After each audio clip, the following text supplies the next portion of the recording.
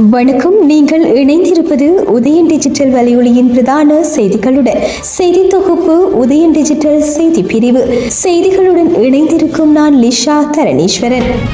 யாழ்ப்பாணம் இனவில் பகுதியில் வைத்து ஹெரோயினுடன் நபரொருவர் கைது செய்யப்பட்டு அவரிடமிருந்து 110 மில்லிகிராம் ஹெரோயின் மீட்கப்பட்டுள்ளது. யாழ்ப்பாணம் மாவட்ட சிரேஷ்ட போலீஸ் அத்தியட்சகரின் கீழ் இயங்கும் போலீஸ் புலனாய்வு பிரிவினருக்கு கிடைத்த ரகசிய தகவலின் அடிப்படையில் சுன்னாகம் போலீசாரால் இந்த கைது நடவடிக்கை முன்னெடுக்கப்பட்டது. கைது செய்யப்பட்ட சந்தேக நபரிடம் விசாரணைகள் முன்னெடுக்கப்பட்டு வருகின்றமை குறிப்பிடத்தக்கது.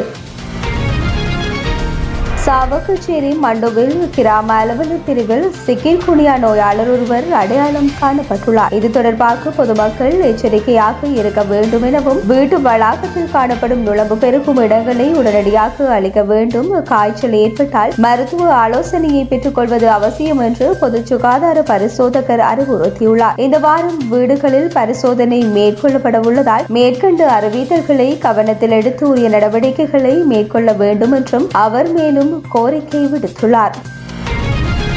மன்னார் சிறுதோப்பு கடற்கரைக்கு அருகில் இந்த வாரம் 91 பறவைகளை கடத்த முயன்ற 2 சந்தேக நபர்களை இலங்கை கடற்படையினர் கைது செய்துள்ளனர். கைது செய்யப்பட்ட சந்தேக நபர்கள் பேசாலை மற்றும் மன்னாரை சேர்ந்த 17 மற்றும் 52 வயதுடையவர்கள் ஆவார். கடற்படையினர் மேற்கொண்ட சுற்றி வளைப்பின் போது 72 புறாக்கள் மற்றும் 19 வேட்டை கோழிகளுடன் சந்தேக நபர்கள் கைது செய்யப்பட்டனர். இதேவேளை கடத்தல் முயற்சியில் பயன்படுத்தப்பட்ட படகையும் கடற்படையினர் கைப்பற்றியுள்ளதுடன் பறவைகள் மற்றும் படகுடன் சந்தேக நபர்களை பேசாலை போலீசாரிடம் ஒப்படைத்துள்ளனர்.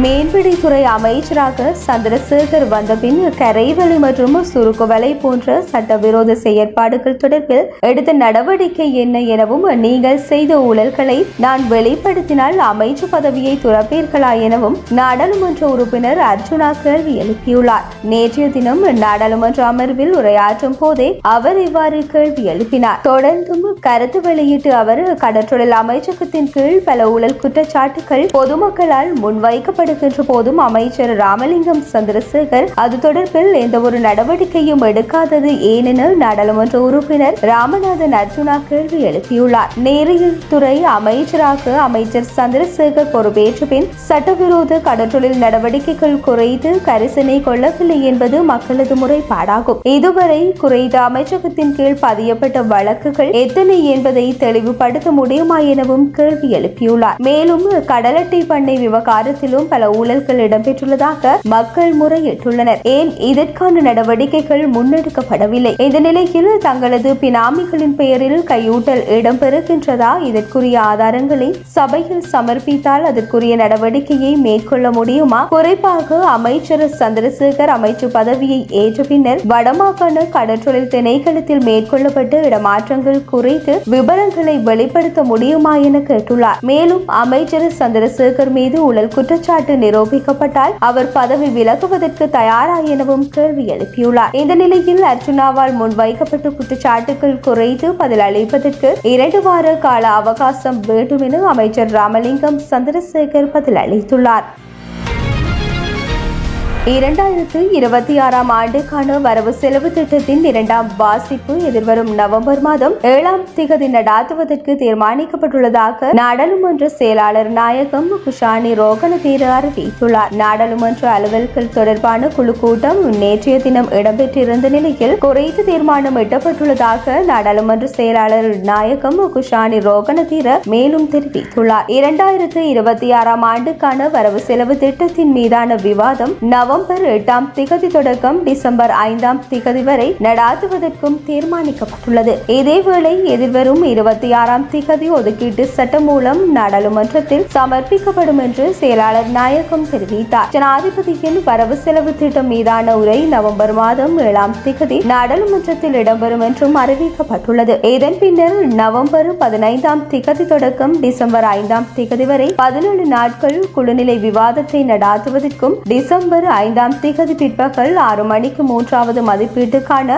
வாக்கெடுப்பை நடாத்துவதற்கும் இணக்கம் காணப்பட்டது. இந்த காலப்பகுதியில் அரசாங்க விடுமுறைகள் மற்றும் ஞாயிற்றுக்கிழமைகள் தவிர சனிக்கிழமை உள்ளிட்ட ஏனைய அனைத்து நாட்களிலும் வரவு செலவு திட்ட விவாதம் இடம்பெறும் என்றும் நாடாளுமன்ற செயலாளர் நாயகம் குஷானி ரோகணதீர தெரிவித்துள்ளார்.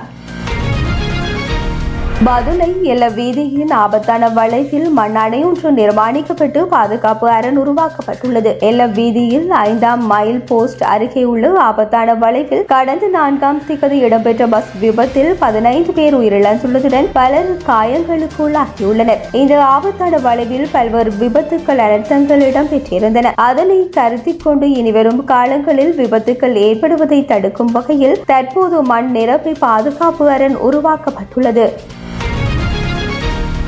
பிரிவினைவாத தமிழ் டயஸ்போராக்களை திருப்திப்படுத்துவதற்காகவே முன்னாள் ஜனாதிபதி மஹிந்த ராஜபக்ச அரசு மாளிகையிலிருந்து வெளியேற்றப்பட்டுள்ளார் என்று முன்னாள் அமைச்சர் சரத் வீரசேகர தெரிவித்துள்ளார். மஹிந்த ராஜபக்சவை நேற்று சந்தித்து பேச்சு நடாத்திய பின்னர் ஊடகங்களிடம் கருத்து வெளியிடுகையிலேயே அவர் இவ்வாறு தெரிவித்துள்ளார். அவர் மேலும் தெரிவிக்கையில் மஹிந்த ராஜபக்சவை அரசு மாளிகையில் இருந்து வெளியேற்றும் நடவடிக்கையில் பிரிவினைவாத தமிழ் டயஸ்போராக்களே திருப்தி அடைவார்கள். அவர்களுக்கே இன்றைய நாள் மகிழ்ச்சி தரும் நாளாகும். அவர்களை திருப்திப்படுத்துவதற்கான நடவடிக்கையாகவே இது அமைந்துள்ளது. மஹிந்த ராஜபக்ச என்பவர் சாதாரண நபர் கிடையாது. முழு உலகமுமே தோற்கடிக்க முடியாது என கூறிய புலிகள் அமைப்பை தோற்கடித்து 30 வருட கால போரை முடிவுக்கு கொண்டு வந்தவர். மக்களுக்கு வாழும் உரிமையை வழங்கிய தலைவர் அவர். நாட்டில் அபிவிருத்திகளை ஏற்படுத்தினார். இப்படிப்பட்ட தலைவருக்கு இவ்வாறா நன்றி கடன் செலுத்துவது என்றார்.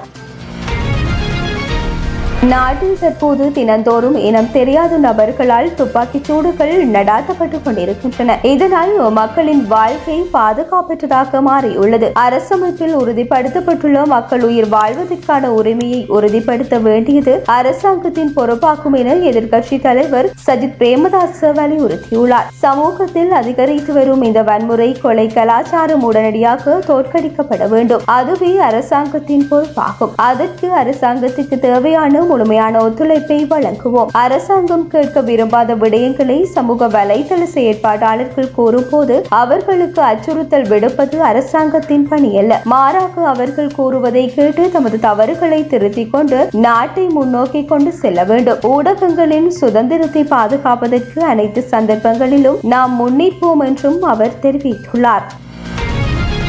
இத்துடன் உதயன் டிஜிட்டல் வலையொலியின் இரவு நேர பிரதான செய்திகள் நிறைவடைகின்றன. தொடர்ந்தும் நாளை காலை நேர பிரதான செய்திகளுடன் இணைந்திருங்கள். வணக்கம்.